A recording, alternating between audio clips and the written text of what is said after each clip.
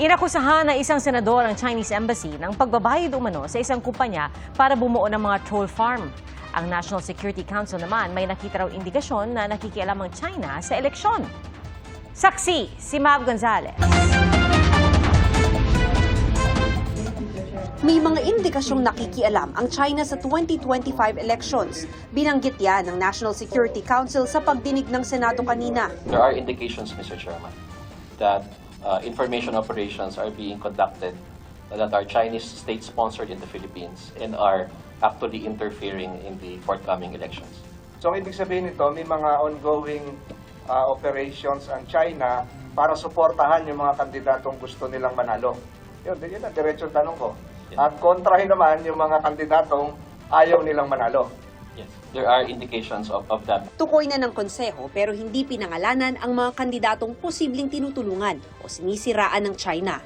May mga natukoy pero hindi rin pinangalan ng mga Pinoy influencer na nagpapakalat ng Chinese propaganda. Alegasyon pa nga ni Senador Francis Tolentino, kinontrata ng Chinese Embassy ang lokal na kumpanyang Infinite Us Marketing Solutions para bumuo ng troll farm.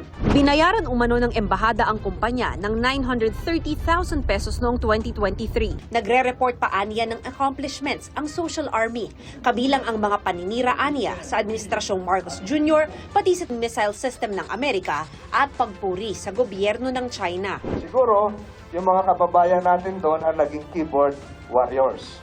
Hanggang ngayon, ongoing pa ho ito. Hindi lang ito doon sa Infinitus. Marami pa ho yan. Marami pa ho yan. Isang folder po yung dala ko. Marami pa ho yan. Hindi lang yan ang akala natin ay yun ang tunay na sentimiento ng mga nagpo-post at nagre-react. Ay subalit, ito pala nagpapatunay na binayaran.